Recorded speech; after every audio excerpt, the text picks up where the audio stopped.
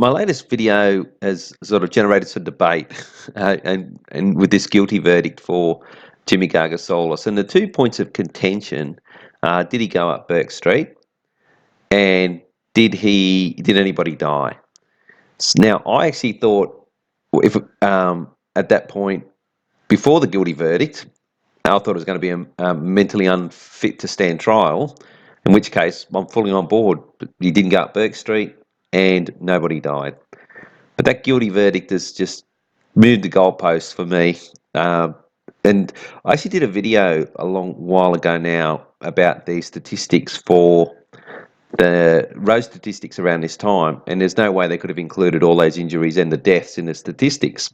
So that to me was indication that nobody died. So I had all information that nobody died, and the way the verdict was going to go, because they were making all these murmurings and newspaper news releases that he's mentally unwell and all that, I thought for sure, yeah, okay, he didn't go up Burke Street, nobody died. It's all packaged up, excellent. Like I said, it's moved to goalposts. So I've done a bit of extra research into. I'll first just touch on whether people died. So I'll just have a look at this. This is a diagram I got off one of the news sites that illustrates supposedly where Jimmy drove and the names and where each of the 6 people that died. Now, I found information on Jess Moody, Matthew C. and Bhavita Patel, and I'll get to them in a minute. I couldn't find anything indicating that the Japanese guy Yasuki Kano, Talia or Zachary died. Now, where I looked, typically you won't find kids. It's in probate notices. I looked up death notices. They're optional in newspapers. I'll go to that website in a minute. And the Japanese guy, he was only here visiting, so all of that would have been done in Japan.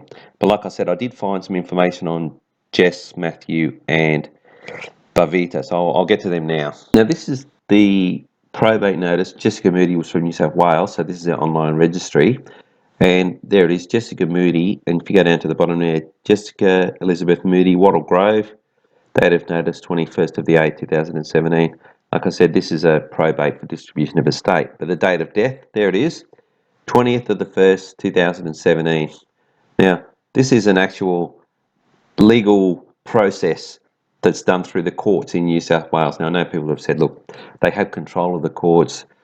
Not to this point. There's no way this would all be generated on someone who didn't exist, okay? She existed and she died. So as far as I'm concerned, Jessica Moody died on the 20th of January 2017 as part of that, down on Burke Street. Now, this website here, it's excellent. It's the Ryerson Index, and it has all of the death notices and obituaries from Australian newspapers. It goes back to the 1800s, right up until it's got founded in 1998, but they've got details going way back to 1803. This date range extends back to 1803, so it's a very, very good resource. So we just have a search for Patel.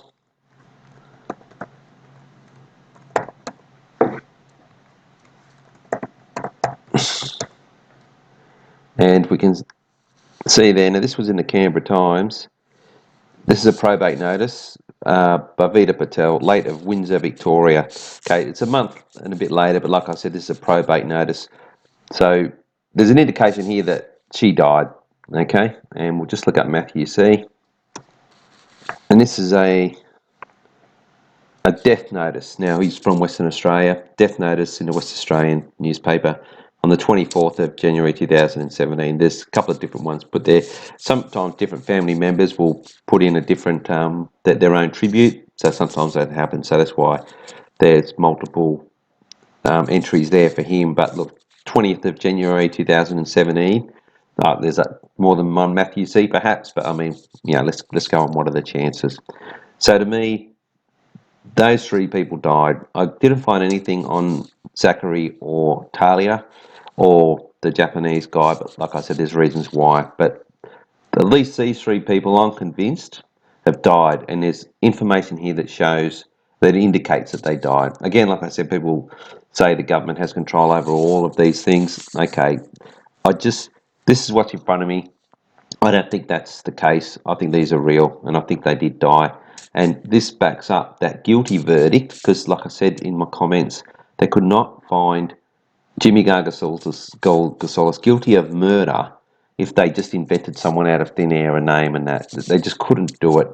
It would come back on them down the track somehow. You know, something would slip up, and if that ever happened, the whole court system would be compromised.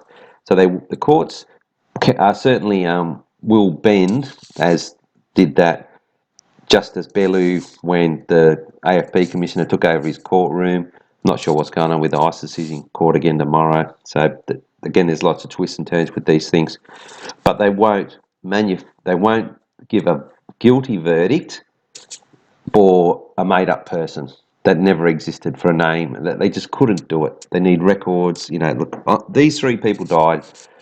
I haven't got proof the other three did, but there's probably indications are that they did die. There's some extra research that I did, and look, I came up with something that proved, well, there are indications there that those people did die.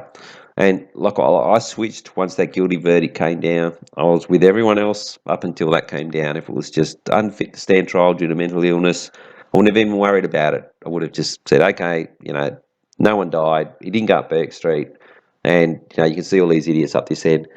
But look, it's a lot more complicated than that.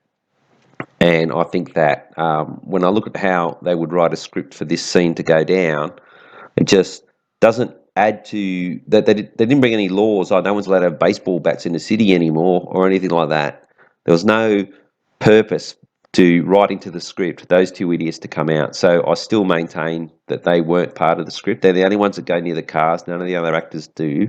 And it caused all them other actors to then come out, you know, and have all this vision to show that it was staged. You know, they've managed to get it over the line with the majority of people, but certainly not with us, because, you know, we watched all these idiots performing their tasks, but they wouldn't have written in the script for, say, Blondie to go up and have a big fight right in the middle of the road out in front of everybody with the guy in red. You could tell they were working together on something, and something hadn't gone right, and they were on the run berating each other. And that was only because they would only have done that, not because it was scripted, because something went wrong and he fucked up, and then they had to. That's right, in other videos. They then had to change what they were doing. Like they wouldn't have scripted the blue guy to come out like he did. You know, that was just so obvious. And the scripted the guy with the black T-shirt that waved everybody through. That, you know, proves that the police were guiding Jimmy through this, and they didn't want to display that. They were sort of forced to, and they had to guide him because, you know, the script was gone, and they had to change things. Well, and also remember, some people did some videos of them moving shoes from one place to another because they weren't set up on Burke Street in time, and I think that's why those people died. Just on that, on the conviction, notice that they didn't convict Jimmy of stabbing his brother. None of the charges were punching the guy in the face and assaulting him and stealing his car. None of the 200 offences or whatever would be up here. None of that was mentioned. They only got him for what he did on the charges on Burke Street. They did mention that sentencing is going to take a long time, so I'll have to get into that. But look, I'll finish this video up now. There's been a bit of discussion in the comments section. I appreciate where people present their arguments without insults, and actually there's one really good. I'm not going to mention people by name, but there's some, you can find them yourselves, and they're really detailed. I really appreciate those. One of them's really got me thinking about this, so which is good. You know, like I like it when I get a chance. Like if I'm wrong, and I get proven wrong, to me that's good because I don't want to be wrong. I want to learn and be right. So I don't mind people disagree with me at all. So all right, so that's it for this video. I will get into the whether he went up Burke Street or not. I've mentioned a bit in the comment section. There's a bit I want to add to that as well. So all right, that's it for this video.